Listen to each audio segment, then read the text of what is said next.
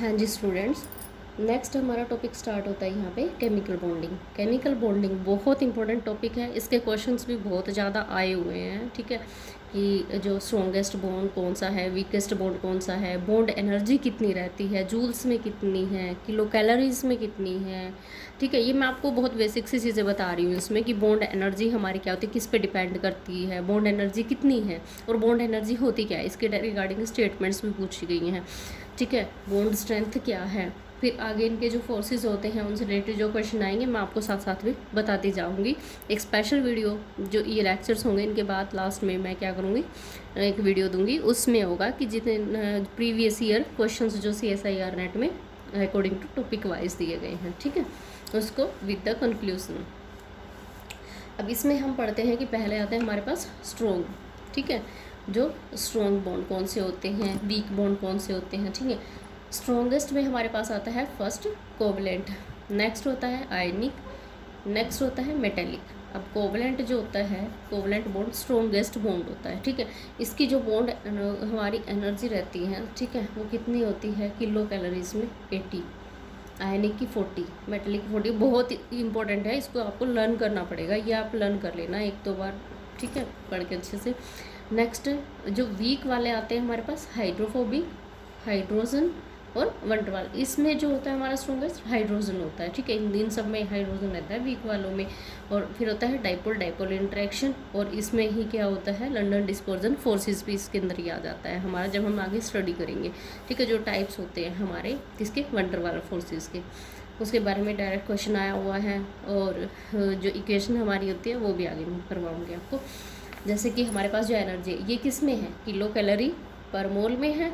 अगर हमसे पूछा जाए क्वेश्चन किलो कैलोरी जूल पर मोल, ठीक है, अब किलो जूल पर मोल में कितनी आ जाएगी, जूल पर मोल में, जैसे कि हमारे पास 1 calorie is equal to 4.18 joule होती है, 182 जूल होती है, अप्रोक्सीमेट 5 के अकॉर्डिंग होती है। ठीक है, और हमारे पास जो किलो कैलोरी है, ठीक है, इसको हम क्या करेंगे कन्वर्ट करने के लिए जूल में, तो मल्टीप्लाई कर देंगे। मल्टीप्लाई किससे करेंगे, जूल में कन्वर्ट करने के लिए करेंगे जो हमारी कैलोरीज में वैल्यू दी गई, जैसे 80 को 5 से मल्टीप्लाई करिए। ये क्वेश्चन आया हुआ है कोवलेंट का। ठीक है, आप ध्यान देना, जिसने PYQ कोई सॉल्व किए होंगे ना उसमें डायरेक्ट क्वेश्चन पूछा गया है कि energy of the covalent bond which of the following is correct value. Next is the bond energy. Bond energy हमारी क्या होती है, the energy is required to break 1 molecules of the bond. ठीक है, कोई भी बॉन्ड है उसके मॉलिक्यूल्स को ब्रेक करने के लिए, एक तरह से बॉन्ड को ब्रेक करने के लिए जितनी एनर्जी की रिक्वायरमेंट होती है that is the bond energy. Bond energy is directly proportional to bond strength. Bond energy उतनी ज़्यादा होगी जितनी ज़्यादा बॉन्ड एनर्जी होगी। ठीक है, दोनों डायरेक्टली प्रोपोर्शनल होंगे। अब बॉन्ड स्ट्रेंथ कैसे होती है, ठीक है, सिंगल बॉन्ड हो गया उसकी स्ट्रेंथ कम होगी या ट्रिपल बॉन्ड की स्ट्रेंथ कम होगी। देखो ट्रिपल बॉन्ड हो गया, ट्रिपल बॉन्ड तो इतनी जल्दी नहीं ब्रेक होगा, जो सिंगल बॉन्ड होगा वो ब्रेक हो जाएगा। ये कमेंट्स में मुझे बताना, फिर मैं आपको सोल्यूशन बताऊंगी इसका। ठीक है, dipole dipole interaction, bond energy in the kilo calorie पर मोल। नेक्स्ट एक ट्रिक है। ठीक है, ये ट्रिक क्या करती है, ट्रिक में आपको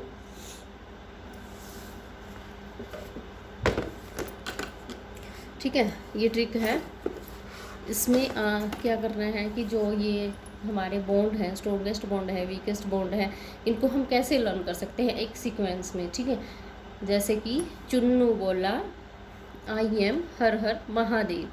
ठीक है, चुन्नू बोला आई एम हर हर महादेव। ठीक है, ये आप ट्रिक बना लेना। हाँ जी, ये देखिए चुन्नू बोला आई एम हर हर महादेव। अब नेक्स्ट हम इसमें पढ़ लेते हैं आयनिक बॉन्ड। ठीक है, आयनिक बॉन्ड से स्टार्टिंग करते हैं। आयनिक बॉन्ड, आयंस पे पॉजिटिव चार्ज होता है, नेगेटिव चार्ज होता है। ठीक है, जैसे कि OH।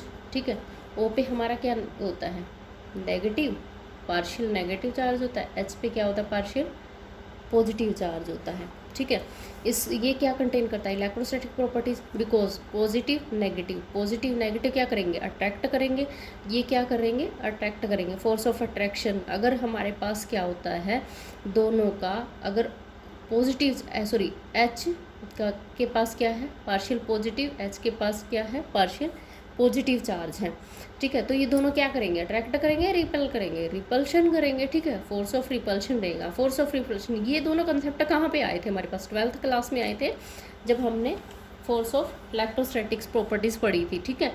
अब वहाँ पे हमारा क्या होता था, याद हो आपको, Q1 Q2 by r square epsilon naught, ठीक है। Dielectric constant,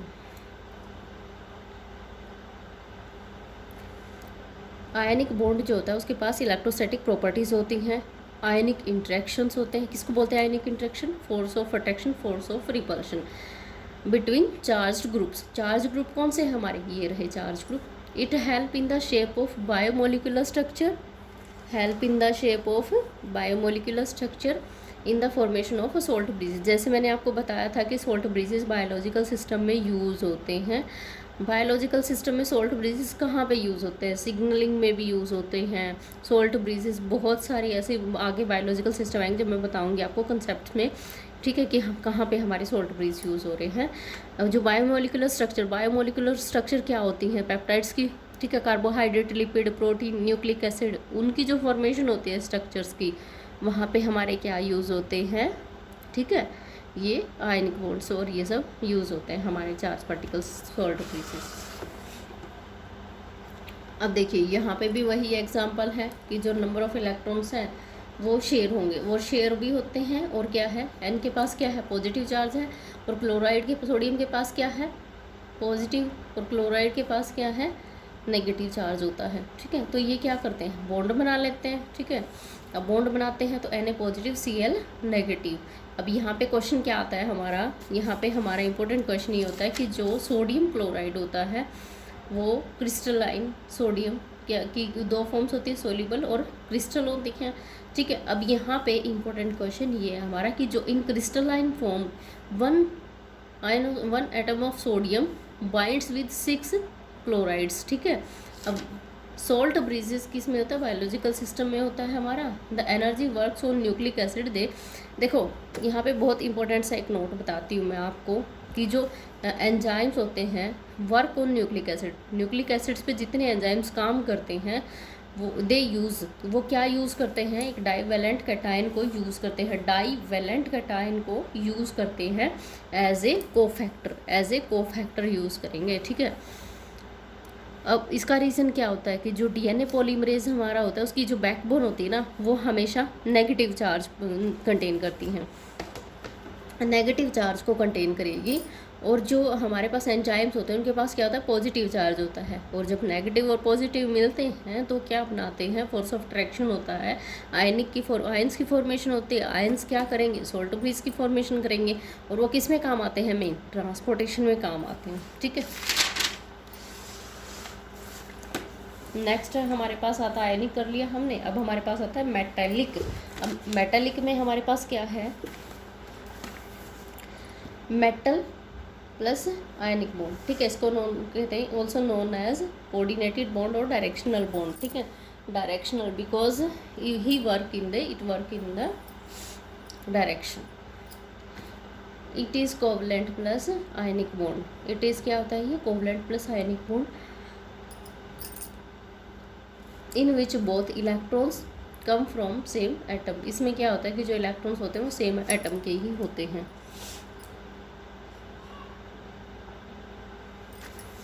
soluble in water, metallic bond जो होता है सोल्यूबल हो जाता है वाटर में।